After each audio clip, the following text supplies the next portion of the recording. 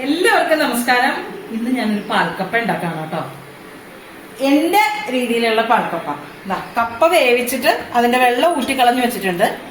ഇതൊന്ന് ഉടയ്ക്കണം. അതിന്റെ കൂടെ നമുക്ക് കുറച്ച് സാധനങ്ങളൊക്കെ ചേർക്കാം. അല്പം ഉപ്പ്, ഇതില് ഉള്ളി, പച്ചമുളക്, 2 അല്ലി വെളുത്തുള്ളി, ഇത്രയും കറിവേപ്പില ചതച്ചതാണ്. അതായത് എന്താ പറയാ, കപ്പ ഇന്നലെ കിട്ടിയതാണ്. നല്ല വേവണ കപ്പയായിരുന്നു. അപ്പൊ ഞാൻ ആകാശിന് ഉള്ളിയും മുളകും ചതച്ചിട്ടിട്ട് മെഴുക്കുരട്ടി പോലെ ഉണ്ടാക്കുന്ന ഇഷ്ടമാണ്. അപ്പൊ അത് ഉണ്ടാക്കി കൊടുത്തു. ബാക്കി എനിക്കാണ് പാൽക്കപ്പ കഴിക്കാനൊരു മോഹത്തിന് ഇതൊന്ന് നല്ലപോലെ. അപ്പൊ അങ്ങനെ ഉണ്ടാക്കാന്ന് വിചാരിച്ച് തുടങ്ങിയതാ. അപ്പൊ എന്നാ നിങ്ങളെയും കൂടെ കാണിക്കാമെന്ന് വിചാരിച്ചു. പാൽക്കപ്പ എനിക്ക് തോന്നുന്നു നോൺ വെജിന്റെ കൂടെ ആയിരിക്കും എല്ലാവരും പ്രിഫർ ചെയ്യുക. എനിക്ക് നല്ല കട്ടൻ കാപ്പി ഉണ്ടെങ്കിൽ ഞാൻ ഹാപ്പിയാ കപ്പ കഴിക്കാൻ.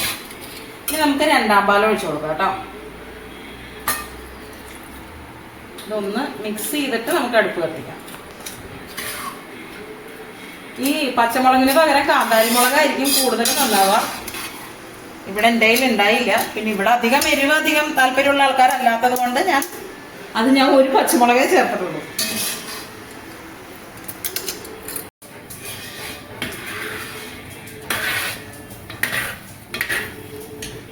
അപ്പൊ അതിങ്ങനെ റെഡി ആയിക്കൊണ്ടിരിക്കുന്നുണ്ട്.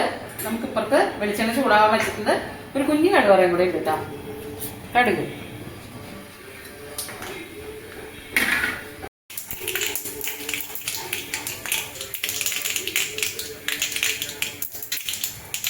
ഉള്ളി അരിഞ്ഞത്,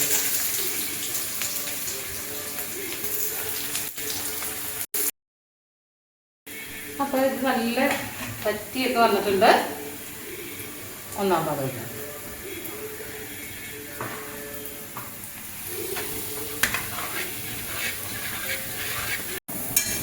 പച്ചമുളക്, കറിവേപ്പില ആദ്യം തന്നെ ഇട്ടാലേ ഉള്ളി മൂക്കുമ്പോഴത്തേക്ക് അത് വല്ലാണ്ട് അങ്ങോട്ട് കറുത്തു പോകും.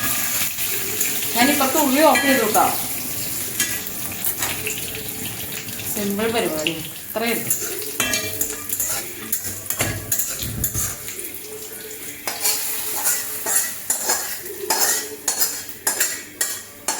നിങ്ങളുടെ വീട്ടിലെ പാൽക്കപ്പ അതാ റെഡി ആട്ടോ.